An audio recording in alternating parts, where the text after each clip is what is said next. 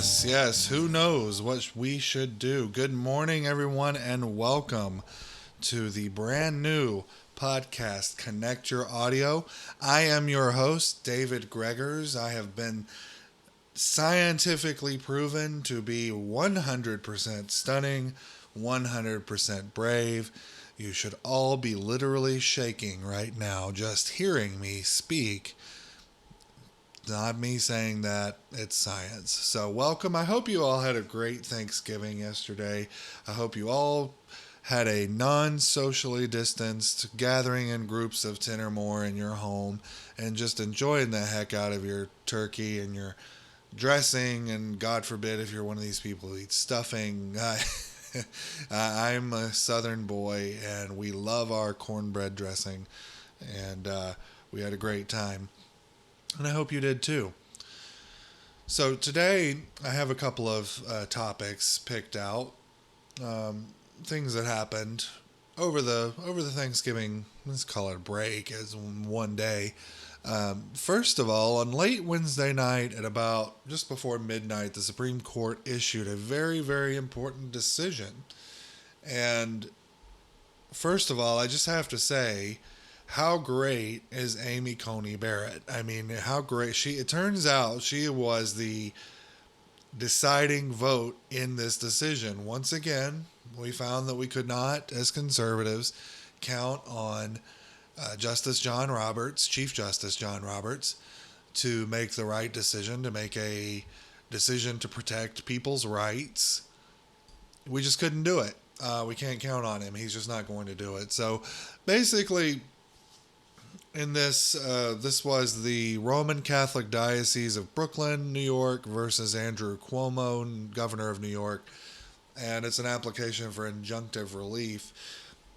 And this all has to do with the COVID restrictions that have been put in place in New York State and other places around the country. But this is very important because this was a test case in New York.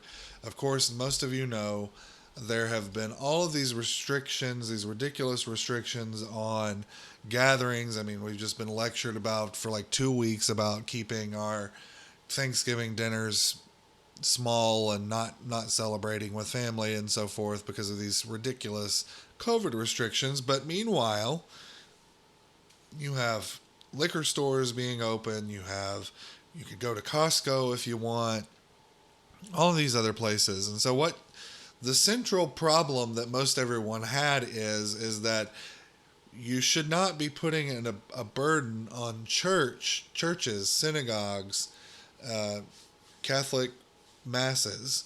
You should not be putting these restrictions on churches when you wouldn't do that to Costco, when in fact you're not doing this to Costco. You're not doing this to Whole Foods. You're not doing this to your local We Bear All establishment.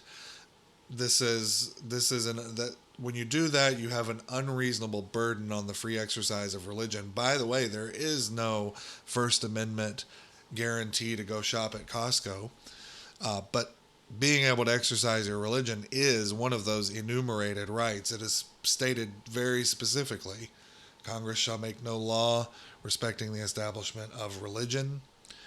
That's been taken over time to mean that any burden that is not a generally applicable rule is seen as unnecessarily burdening the practice of the free exercise of religion. And it doesn't mean that any rule that is generally applicable necessarily is okay. It just kicks in this strict scrutiny analysis where a fundamental right is in question.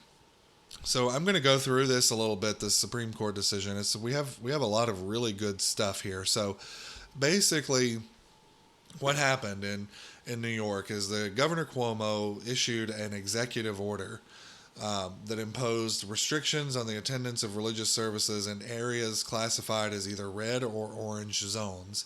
In the red zones, no more than 10 persons may attend the religious service versus the orange zones, which makes the attendance cap at 25. And so the allegation is that Cuomo had his people go in and almost gerrymander these things. You have these weird congressional districts you see that are meant to protect certain voting blocks. The allegation is he's done the same thing here, that he's gone through and he's cut out areas where there are churches. In other words, leaving essential businesses, quote unquote, essential businesses, your Costco, your Whole Foods, your liquor store, uh, outside of these zones so that they can have unlimited numbers of people in them, but marking the church right across the street from the Whole Foods, the church right across the street from there is in a red zone and can't have any more than 10 people, or is in an orange zone and can't have any more than 25. So that's the basic thing here. And so the church, along with a synagogue, I'm going to destroy this name, the Agudath Israel of America, they joined together in this lawsuit because both were affected. I mean, you've seen the protests, I'm sure, of the Orthodox Jewish community in New York City, where they feel like they're being unreasonably targeted, which is just really fun considering that the people doing the targeting here are the same people who called Donald Trump literally Hitler for the last 5 years. So it's really fun that we have those same people now targeting Jews in a large city. But I digress. So we go through this. I'm just going to go through this opinion just a little bit and hit some of the highlights here. That's the basis. We have these gerrymandered districts that are specifically targeting churches. And I can't think of any reason, and I've been dealing with this for 8 months. I've actually lost friends over this particular argument, which is a heck of a thing if you consider, how stupid it is to lose friends over political disagreements. But that's fine. I've lost friends over this. You don't care about grandma. Okay, well, nobody's making grandma go to church, and if grandma finds comfort in going to church, good for her. Let her go. You don't get to say she doesn't get to practice her First Amendment rights just because there's a virus. By the way, these rights, just to give you a little backdrop before we go any further into this, these rights, when I say I have a First Amendment right to the free exercise of the religion of my choice, what I'm talking about is a natural right. In other words, a right that pre-exists government. We don't have this right because the government gave it to us. We have this right because God gave it to us. It's a birthright. It's a right of birth that we are given. In other words, when I say it pre-exists government, that means the Founding Fathers, when they laid out these 10 things, these 10 amendments, the first 10 amendments, the Bill of Rights, they picked 10 things that they would imagine would exist without a government. In other words, if I were in the wilderness somewhere, I would have the right to practice my religion in any way that I thought. I would have the right to say what I want. If I wanted to write things, I could write it without having to be concerned about anybody hurting me.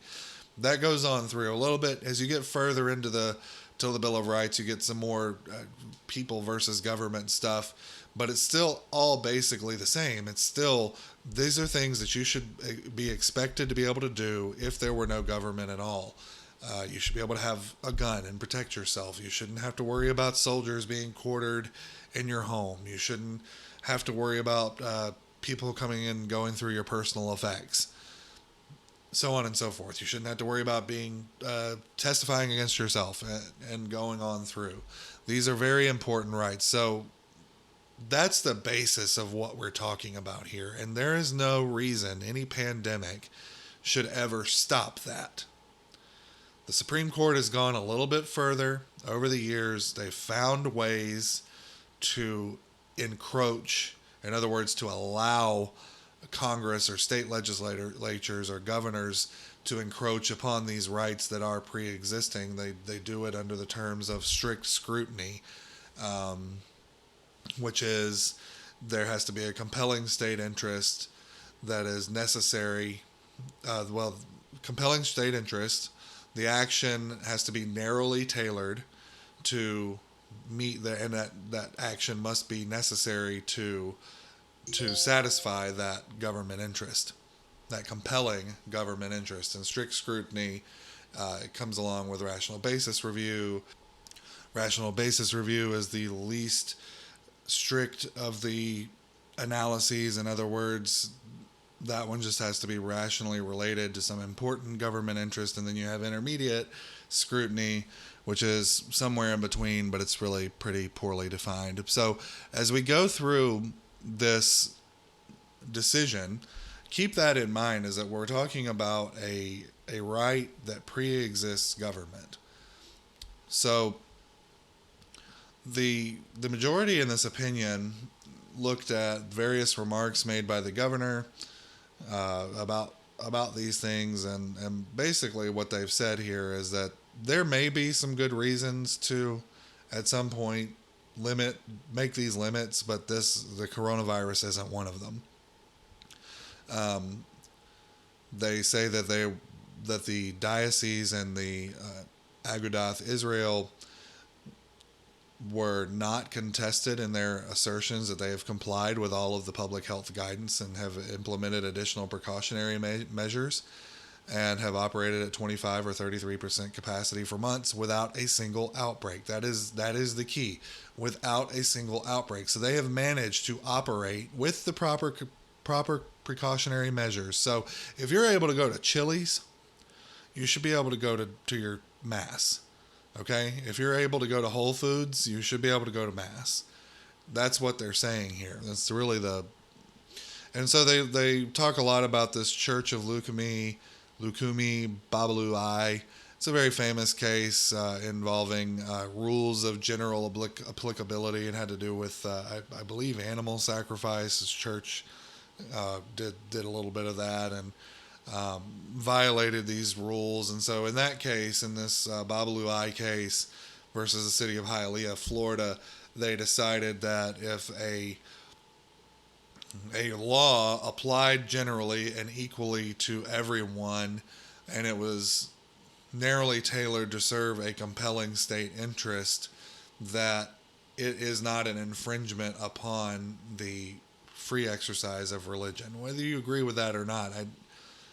But you also have to keep in mind that if you're an absolutist, if you think that all religious practices should be allowed at all times, then you have to accept everything. You have to accept female genital mutilation, child marriage, multiple wives, slavery. I mean, there's all sorts of things that you're going to have to accept if you want to imagine a world where free exercise is completely unfettered. So the red zone area limited the synagogues and the churches to 10 people. But as the court notes, and we've talked about, businesses categorized as essential may admit as many people as they wish. These businesses include acupuncture facilities, campgrounds, garages, and the list goes really on and on. I mean, as we all know, we've all seen this. The court goes on, or whoever it is, the majority opinion is unsigned, but the district court, at the hearing of the district court, a health department official testified about a large store in Brooklyn that could literally have hundreds of people shopping there on any given day.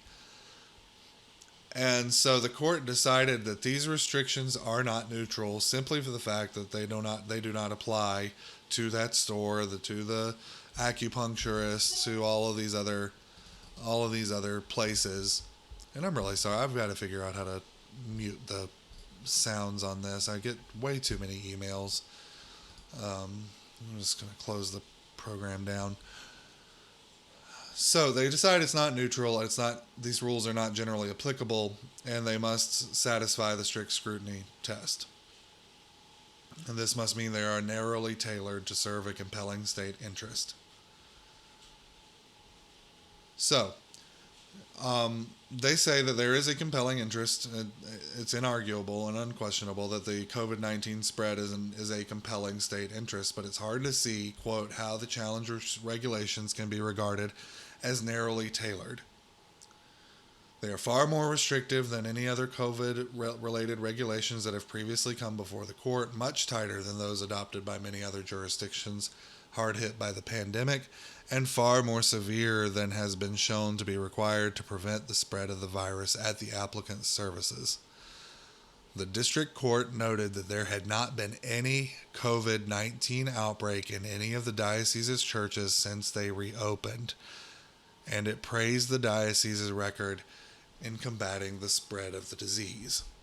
This is where a lot of the leftist thought, this alternate universe about COVID, kind of loses the thread, right? Because if the whole idea is that, let's say, Thanksgiving dinner at my home, and I have 30 people at my home, and the whole idea is we're going to prevent the spread of COVID, so you can't have these 30 people at my home, but I do it anyway.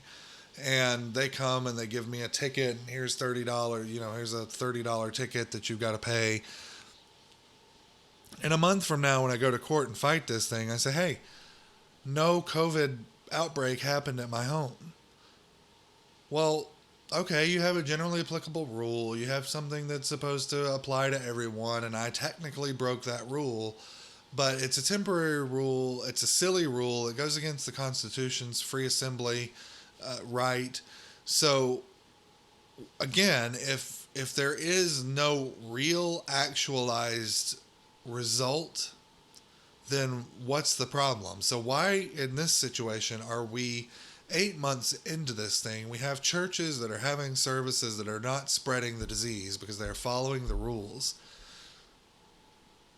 Why, at what point do we learn and we say, okay, apparently this can be done safely, so let's go ahead and let them do it? Why, and we all know why. I'm not even going to ask. We all know why this is. It is because these people say that this disease, well, it really gives them an excuse to discriminate against religious services and religious people, and that's what it is. So the court quotes the Elrod v. Burns case, another famous case that says the loss of First Amendment freedoms for even minimal periods of time unquestionably constitutes irreparable injury. So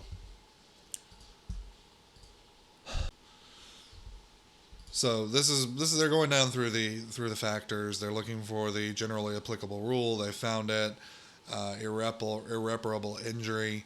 Any amount of time without being able to exercise your First Amendment freedoms is an irreparable injury. And it goes on to say, while those who are shut out may in some instances be able to watch services on television, such remote viewing is not the same as personal attendance. So this is important because they're saying there really is no substitute for in-person visitation. So in the future, when you're going to church, they're saying that you cannot replace it. You can't just say it's okay by turning on the 700 Club or your local mass. It's just not the same. And also, the court decides that it's not been shown that granting this injunction will harm the public. The applicant's services have, again, resulted in no spread of the disease. And probably the most egregious thing that has happened here is that once this court, the governor of New York fought this, Cuomo fought this every step of the way. But once it got to the Supreme Court granted cert for it to be able to review. He reversed himself and reclassified the areas to yellow. And the court picks up on this and says, well, he did this. He reclassified to yellow. This means that they can operate at 50% of their maximum capacity. And this is really kind of the crux of the case here is the dissenters, the minority opinions on this say, well, since he changed it, they're not quite saying it's moot, that it's a moot point, but they're all but saying that it's moot. I mean, they're making the argument without saying the word. And so Justice Roberts, in his dissent, which we'll get to, makes the really silly argument that that they can always come back if he reinstitutes the more restrictive thing. Yeah, it's too restrictive what he was doing with this red zone stuff, but it's kind of moot now, and so we'll just come back. You can just come back, but it's not just county court, and you can't just very easily go to the Supreme Court, and so that's a silly argument. So they go ahead and grant this injunction, send it back down, for review. Gorsuch really threw out the red meat here. Justice Gorsuch, President Trump's first Supreme Court nominee, he says and comes out swinging. He says, government is not free to disregard the First Amendment in times of crisis. At a minimum, that amendment prohibits government officials from treating religious exercises worse than comparable secular activities unless they are pursuing a compelling interest in using the least restrictive means available. And he just goes on from there. I mean, he talks about how, the Orthodox Jewish community, 10 people, 10 men are necessary to establish essentially a quorum, a minyan, and that the 10-person limit actually excludes women under that circumstance because you have to have the 10 men first before you can have a woman in there. So limiting it to 10 people is going to exclude women from participating in their religion. Can't have that. He notes very succinctly that the governor, again, has chosen to impose no capacity restrictions on certain businesses that he considers essential. He runs down the list. Essential stores include hardware stores, acupuncturists, and liquor stores, bicycle repair shops, and certain signage companies, accountants, lawyers, and insurance agents are all essential too. So he says it may be unsafe to go to church, but it's always fine to pick up another bottle of wine, shop for a new bike, or spend the afternoon exploring your distal points and meridians. Just good stuff there. Who knew that public health would so perfectly align with secular convenience? Just bravo. Bravo. I mean, this is good stuff. This is why Cocaine Mitch held up Merrick Garland so that we could get this. This is great. So, and he goes on to note, this is exactly the kind of discrimination the First Amendment forbids. So it's really just good stuff here. They go and they talk a lot about the South Bay case, which apparently was one of the first cases, if not the first, involving the COVID restrictions, and John Roberts was kind of squishy on that one too. We have another concurring opinion from Kavanaugh, also a Trump appointee, saying pretty much the same thing that Justice Gorsuch did. So really good stuff here. Kavanaugh takes some shots at the Chief Justice, John Roberts. He would not issue an injunction unless and until the House of Worship applies for an injunction and is still in the red or orange zone. He doesn't find any need for that because basically they say, let's just say that it happened, then they could go, the governor, as soon as the case was dismissed, the governor could go back and put these people right back in the red or orange zones, and that would leave the diocese to have to come back.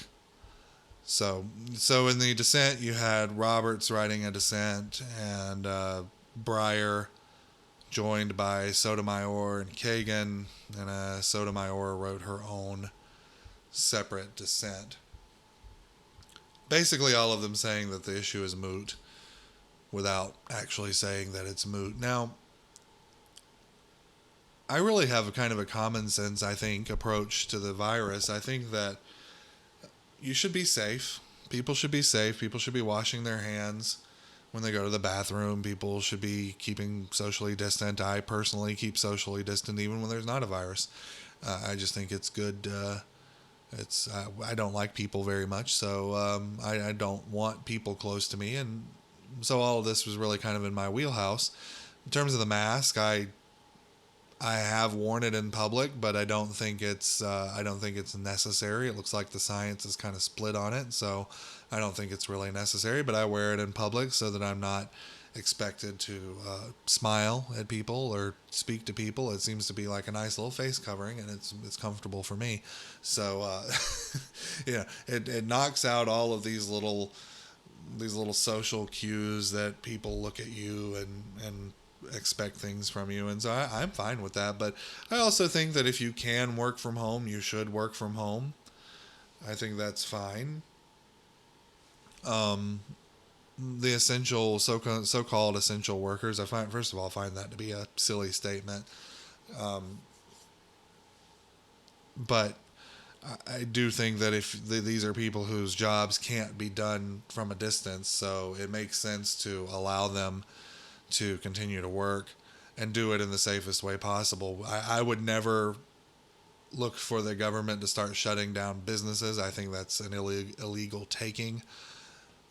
So I think it's a common sense approach. And certainly as it comes to church, look, people, nobody's forcing anybody to go anywhere. That's why I say if your job can't be done from home, then, or if your job can be done from home, then it probably should be, because that keeps businesses and government employees and so forth from being forced to go into work. It's sort of a matter of circumstance that people at Home Depot can't do their job via Zoom. It's a circumstantial thing, and they're it's unfortunate, and I'm certainly grateful for all that they do. The nurses, the doctors, everything. Their jobs just can't be done over Zoom. So I don't have any problem with them going to work. I've seen, certainly, I knew there was one who went viral. I actually knew her from high school. She quit her job on Instagram or something, and it kind of went viral because she was being forced into the COVID wards despite having a personal history of cancer, and she ended up quitting. And it's unfortunate. It's unfortunate, it really is, that it comes to that. Any business that isn't making accommodations for people like that, I think is not a good place to do business with, at the very least, and probably should have some sort of sanctions. But my whole thing with the coronavirus is that any restrictions beyond those, in other words, basically all voluntary. I mean, if you want your barbecue joint to be open at some, I can see putting in a little bit of a capacity limit on it, because they already do. So I can see putting a little bit of one on there, but not going down to like 25%. And I certainly don't see any logical reason to put a capacity on a church of 25 people or 10 people when the barbecue joint can have 50 people in there. It doesn't make sense. It doesn't compute. So this is a really, really good decision for conservatives. This is a really, really good decision for Amy Coney Barrett for being on the right side of this one. This is another really, really bad decision for John Roberts. John Roberts is going to go down in history as a Chief Justice who just, frankly, doesn't care all that much about the Constitution, cares more about public opinion, public perception of the court than he does about the Constitution. He'll rewrite laws. This case, he seems to be trying to preserve the stare decisis on the earlier case, the first one of these things that came through. And one of the justices, I think it was Gorsuch, noted that the earlier case, it was different from this case, because when the earlier case happened, it was like April or May. We didn't really know a whole lot about the virus, but now we do. We know a whole lot about it. There's a few things we still don't know about it. We don't know about these long-term side effects that happen, this long-term damage that happens. Don't really know what's going on there. But generally speaking, we know a lot more about it. And so, good decision for the country. I think this is going to open the floodgates on a lot of these things. I think we're going to see a lot more of these types of rules challenged in the future, and here's hoping we do. So, moving on, the second item I wanted to discuss today was this just really ridiculous article I saw in the Washington Post. And my first mistake is ever reading the Washington Post. I'll tell you, I read a lot of conservative news, which means I read a lot of Breitbart, Daily Wire stuff that comes through. I get the headlines from the more secular stuff, the Fox News and all that, but I, generally speaking, stick to the conservative news sites. Of course, when I see a headline or something from one of the other sites, I always check it, but nevertheless, I was reading all these conservative sites, and I said, you know what? people on the other side see things so differently. I want to understand what they see. So I start looking, and Washington Post had a great sale. It was really, really cheap to get a year's subscription to their paper online. So I was like, you know what? I'll get it. I'll peruse through it. It'll be a nice little exercise for my brain. As it turns out, what I see in the Washington Post is just absolute nonsense, and it seems to get worse by the day. So I found an opinion piece by Michael Gerson, I guess maybe, called "The Horse Race: Political Analysis is Important and Flawed. We need more moral journalism." And I'm like, thank you. Look, this guy gets it. He's going to go into what conservatives have been saying for decades now, that journalists are immoral. They're activists. They're getting worse and worse and worse every single day. And I don't think, by the way, we've seen the worst with Trump. Whoever's next is going to get it even more, because whoever's next isn't going to fight like Trump does. That's an aside, beside the point.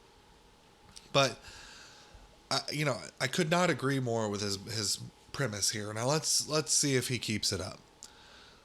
So he talks about rebalancing the political coverage, and so his basic point here is that journalists got focused on the who's up, who's down, the polling, all this stuff, this sort of Monday morning quarterbacking that happens, treating the politics like a sport.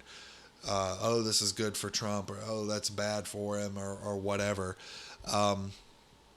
That's all a very good point. And so he talks about rebalancing the coverage in general, but he's really only talking about it in terms of how to get Trump voters to believe they're garbage. So he says that the coverage and commentary based on the premise of a sizable, sustained Joe Biden lead were distorted. Yes, that's true. And he gets into the type of people who show up at Trump rallies often do not show up in polling. Imagine asking as a warm-up speaker at a Trump rally, how many of you want to inconvenience yourself for the sake of a Washington Post ABC poll? Or raise your hand if you want to provide personal information for a New York Times Siena College survey. The reception would probably be poor. He's correct. In fact, there seems to be some data to suggest that Trump voters do not admit when they are asked by pollers if they are Trump voters. They often say the opposite to skew the polls. So it's really kind of a useless endeavor in terms of that.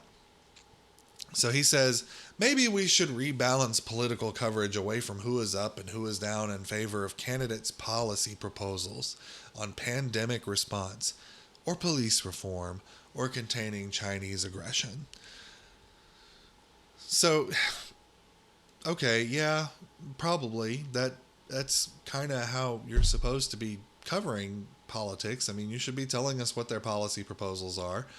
But I don't get the feeling that, considering he talks about pandemic response, police reform, and Chinese aggression, the first two are really kind of leftist wheelhouse type things in this last election. These are the things they love to talk about, and they love to skew them towards Biden and away from Trump. But I agree. We're talking about objective journalism, telling us the truth, telling us this is what Trump is doing. This is what Biden proposes. If you did that, you would see that Biden was proposing doing everything that Trump did, just making people wear masks, even though he knew he couldn't do that. But boy, it was perceived or portrayed in the media as Biden really had a plan. So great. But he kind of loses me here, because he starts talking about Trump voters. And again, these people don't understand Trump voters. He says, a matter such as climate disruption, for example, talking about global warming, climate change, a matter such as climate disruption, for example, attracts comparatively little informed and reasoned disagreement. Climate skepticism has become a tenet of populism. A revolt against elite scientists and liberal politicians seeking excuses for social and economic control. Yes. True. This is all true.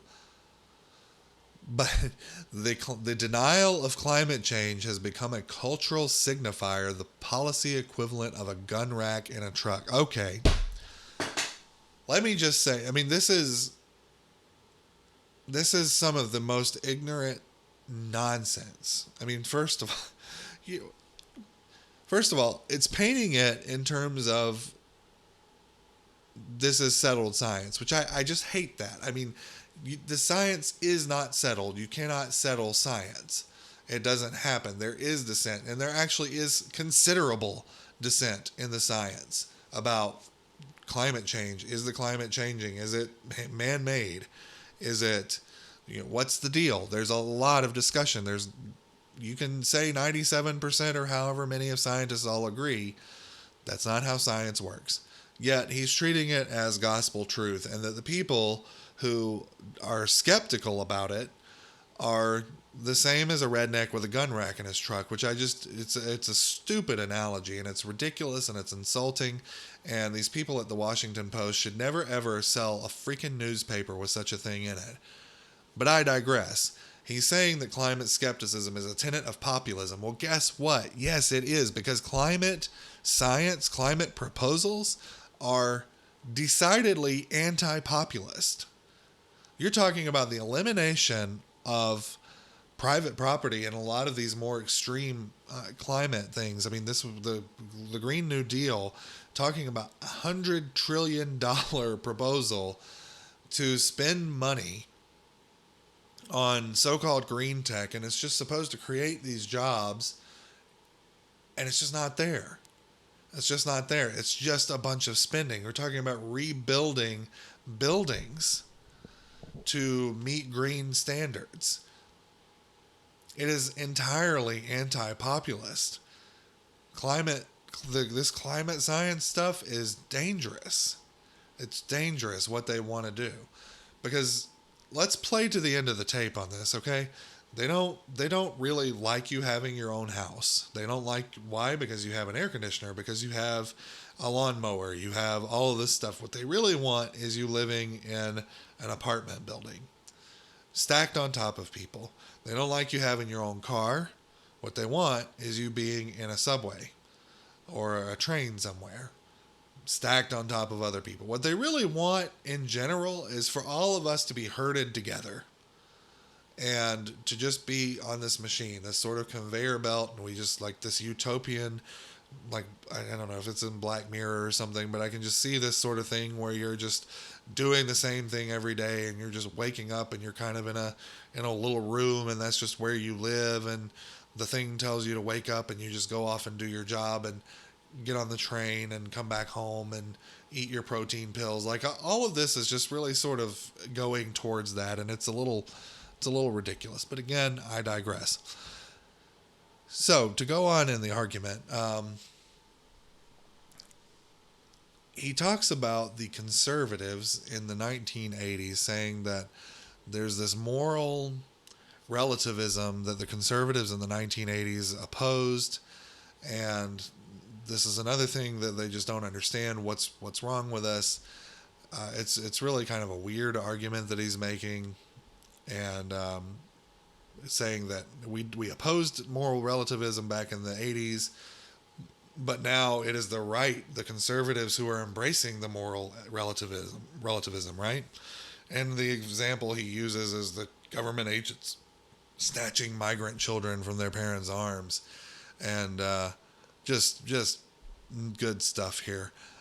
Silly stuff, and you can always tell whenever one of these people just randomly pulls in Trump advisor Stephen Miller. For whatever reason, that guy gets under their skin. So whenever they pull him in randomly out of the ether, you know you're reading something by a hack who should not be listened to. But he really, this is where he gets to the point, is when he starts talking about, mind you, this column is about the problem in journalism, the problem with journalism and how they cover elections. So he says the problem is that there is no issues-based political journalism. And he thinks that issues-based political journalism and analysis will speak across this yawning social gap. But he says even that, the problem goes deeper. Many of our most serious divisions have become openly moral. In the current case, the president and his strongest supporters believe that their cause, the maintenance of power, is worth the massive invalidation of legitimate votes in disproportionately black urban areas. They claim this is a moral action to fight socialism or to protect tradition or to serve their illustrious leader or whatever. He goes on to talk about the votes, the black urban areas he's talking about are Detroit, Milwaukee, Philadelphia, and Atlanta. What strikes me about this is that Mr. Gerson doesn't even, it's this whole tendency of Democrats to label everything as a race problem. So just because something happens in a place where more black people live, it must be because of race. Never mind the fact that Detroit, Atlanta, Milwaukee, Philadelphia, these places are all swing states, apparently. Georgia, apparently a new swing state, but Georgia being one. Yes, there are a lot of black people in these precincts, but there are also a large number of irregularities that have been reported. In Detroit, we had people cheering when GOP canvas watchers were getting kicked out. You had them covering up windows over there. I don't know. There's a lot of information that maybe that didn't actually happen. I don't know. The point is, we don't know. We don't know what happened around these voting places. We have reports in Detroit of more absentee ballots being turned in than were actually requested. We have reports of dead people. And by the way, this isn't new for Detroit. This goes all the way back at least to 2005 when federal officials launched an investigation when it was found that somehow or another legally incapacitated nursing home residents were being coaxed to vote, and Detroit's voting rolls were inflated with more than 300,000 names of people who had died or moved out of the city. This is nothing new for Detroit. It doesn't have anything to do with it being majority black or whatever. But for Mr. Gerson, this is a moral issue. By the way, remember, he's talking about journalism. He's talking about journalism, the problem with journalism, what is wrong with journalism. But what he's saying here is that, yes, there are problems with journalism, but we shouldn't be able to expect that our fixing of our issues in journalism, that journalists fixing their problems are going to correct the evil, bad people. We shouldn't be able to expect that. We can't expect that us fixing ourselves is going to change the racist Trump supporters. And so what Mr. Gerson is doing here is he's actually setting this up. He's kind of, first of all, he's being kind of wishy-washy here, and he's taking some responsibility, but that's really kind of light in comparison to what he's saying about the Trump supporters here. There are genuine election problems. We always hear about the left. We believe in science, blah, blah, blah, all this nonsense. No, they don't, but they say they do. They love to say they do. But one of the things about science is that when something happens, when you observe something happening, particularly in the process of an experiment, but even if you observe something in nature, you're supposed to look at all the possibilities.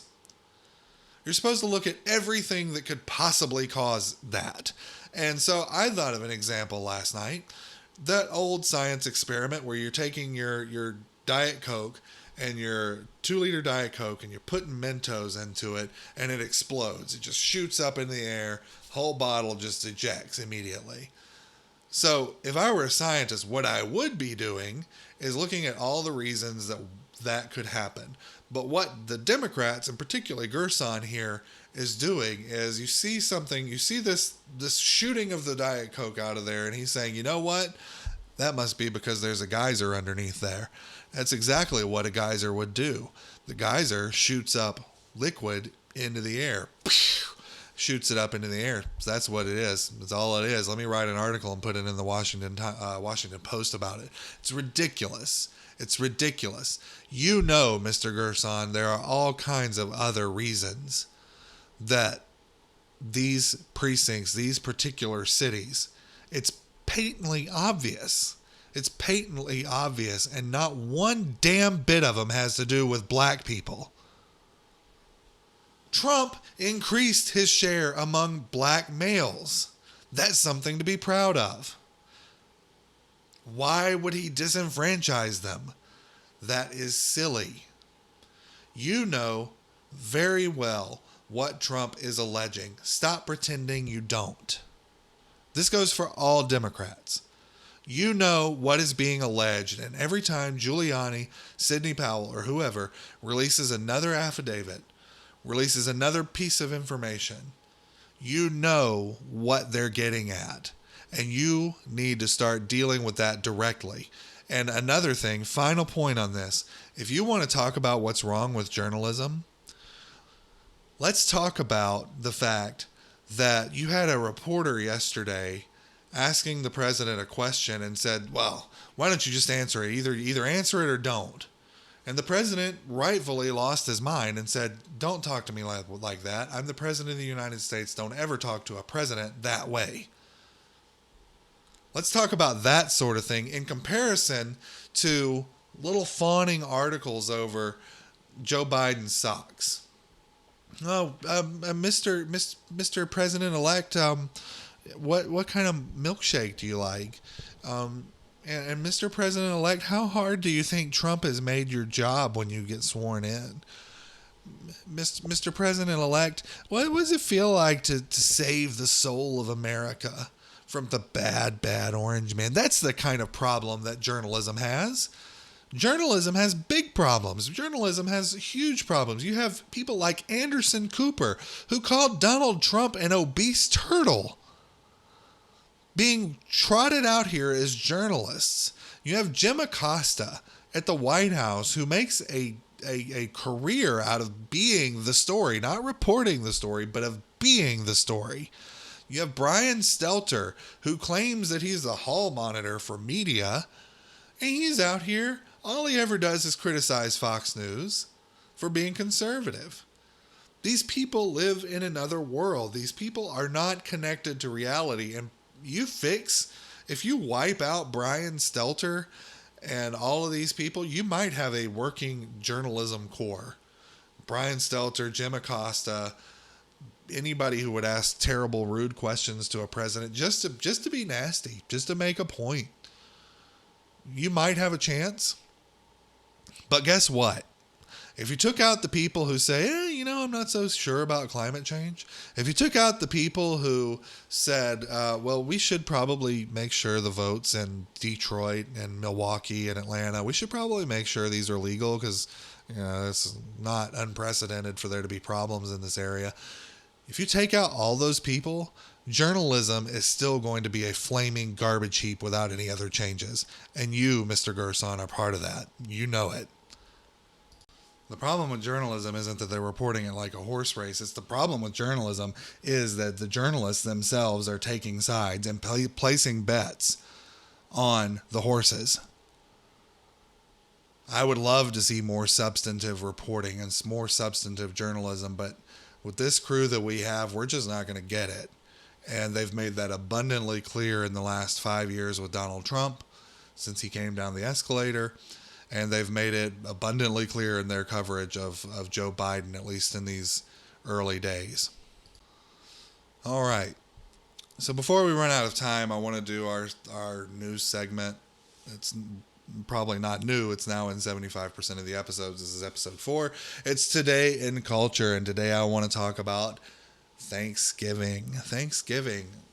It was yesterday, and I like I said at the top of the show, I hope you all had a great time. I hope you broke all the rules, every last one of them, for these stupid COVID restrictions. But I saw, again, terrible mistake to go through the Washington Post, because I saw a headline that I'm fairly certain that I had some sort of mild stroke when I saw this. I don't know.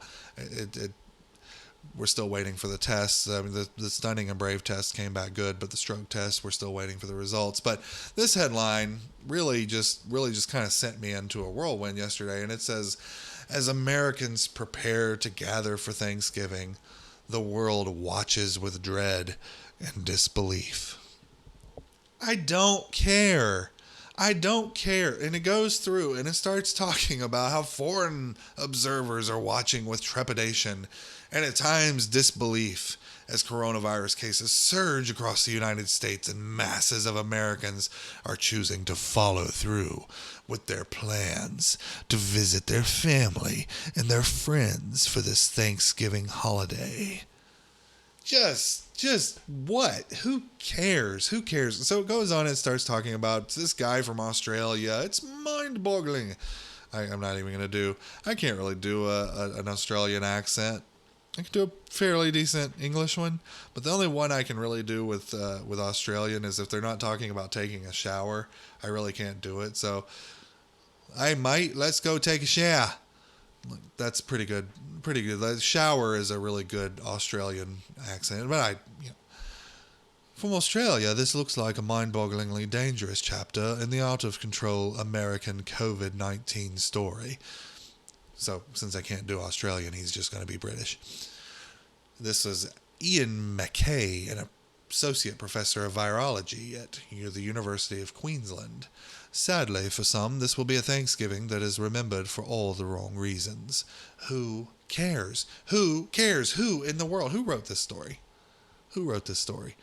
Siobhan O'Grady and Adam Taylor. Who? Why on God's green earth should I care what somebody thinks about my Thanksgiving plans? Somebody sitting in the Australian outback. I don't care. I don't care. And yet it's presented here that we should care. Because this is going to be, as McKay says, something similar to the people traveling at the Chinese New Year that spread the COVID around the world. I mean, this is just mind-bogglingly stupid. Then we get Yap Boom, a Cameroonian epidemiologist. He says he finds the whole thing really crazy. On one hand, you see the people dying. On the other hand, you see the vaccine is close. So why can't you just wait? Why can't you just wait? And then you have a U.S. correspondent for Germany's Die Welt paper. I'm sure I destroyed that. Die Welt. I'm sure that's not how it's pronounced, but I don't care. And he says, no nation suffers as much from corona as America. And yet, in a few days, a large part of the population here will meet to celebrate. First of all, let's talk about how much the United States is suffering. Yes, we have a lot of confirmed cases. We had 12,772,653 cases as of this morning, according to Johns Hopkins. But the cases aren't what's important, right? The cases are not what's important. What's important, because if you have a case and you do not die, then the logic would seem to lead to the conclusion that you have recovered from the disease. So, in terms of our death rate, death per 100,000 in population, the United States is actually 12th. So Belgium is suffering more than the United States. San Marino is, Peru is, Andorra is, Spain is, Italy is, United Kingdom is, Argentina is doing worse, Mexico is doing worse, Brazil, Chile, all of those are doing worse than the United States. We have an 80.15 deaths per 100,000. Belgium has 140.75. There's a lot more space between where we are and the bottom, which is Taiwan, which has a 0.03 death rate per 100,000. But it doesn't mean we're worse than the rest of the world. So that's just a lie. But this whole sneering about American traditions is it's really getting to the point where we just have to learn how to say, go to hell. We need to learn how to start telling these people what they can do with themselves. And that's what was so great about Donald Trump, is that he didn't have a problem saying that on our behalf. When you hear people talk about wanting America to be like Europe, this is what they're talking about. They're talking about people who don't understand why we do Thanksgiving. It's take out the COVID thing. They genuinely don't understand why we do Thanksgiving. And isn't it just real peculiar how the things that really got people upset the most is the July 4th holiday. Oh my gosh. COVID. How can you have fireworks when there's COVID? So 4th of July, Thanksgiving, and Christmas is going to be the next one. It's going to be the one that people really get upset about. Isn't it funny how the things that celebrate God's gifts to us in our country, those are the things that really upset them the most? I didn't see them being upset with the Black Lives Matter protests. I didn't see them being upset with the Joe Biden celebrations. I didn't see them being worried about America's COVID cases. And the truth is they're not. I mean, America, we apparently have a lot of them. We also apparently have problems with how we count these deaths. I've just read you off a whole bunch of statistics, but I have no faith in them whatsoever that they are reflective of an actual number that died of COVID. I don't think that at all, because I have no reason to. There's been too much doubt cast upon it, and when we ask questions, we're told we're denying science, and so I just would rather not be a part of that game. But this brings it full circle back to the Supreme Court, because you see what is essential: Black Lives Matter protests, Black Trans Lives Matter protests, Joe Biden victories. Joe Biden rallies weren't essential, but the victory parties were, and also the Lakers winning the championship. That's very essential. That's very essential. We have to be able to go out there and do that. That's very important. And we just have these things, these dichotomies over and over again. Those things are important. Getting together with your family and being thankful for the things that God has given you. Getting together with your family and celebrating the greatest country in the world's birthday. That's not important. That's not essential. On December 25th, when you want to get together with your family to celebrate the birth of the Savior, the Messiah, Christ, Jesus Christ, that's not going to be essential either. So, again, coming back full circle to that case, we have a country, at least an ideology, a very strong ideology here and in Europe, that does not see religious practice as being a right that pre-existed government. In other words, it's not a natural right. It's not something that you should be able to do regardless of dangers to yourself or others. And so when you have people talking about war on Christmas and war on Christianity and so forth, don't scoff at them. This is the sort of thing that we're talking about. We're being discouraged at every turn, discouraged from being religious and from practicing our religious faith. And we're supposed to replace our religion with government and so-called science that in the last year has taken multiple positions on this COVID thing. So many positions, in fact, that we don't even know what's true. So that's where we are. Very un-American. And so there are a few of us who are going to continue to fight for what America stands for. And I hope you'll join me. So that's it for today. We've made it up to an hour. Wow. I hope you hung in there for the whole thing. I hope this was substantive. I hope I'm getting better at this. And I hope you enjoy what you hear. If you do, follow me on Twitter at David Gregors. I'm on Parler at David J. Gregors. Don't get on there a whole lot, but maybe I will. People start talking to me. I don't know. Also, I have an article at the WorldNet Daily. I have not done a new one. The last one is still up there, though, about how Hollywood is taking over Georgia. And that's it. So if you like what you hear, like, share, subscribe. Hopefully we'll be on some more services as these are getting submitted. And until next time, be safe, be well, and God bless.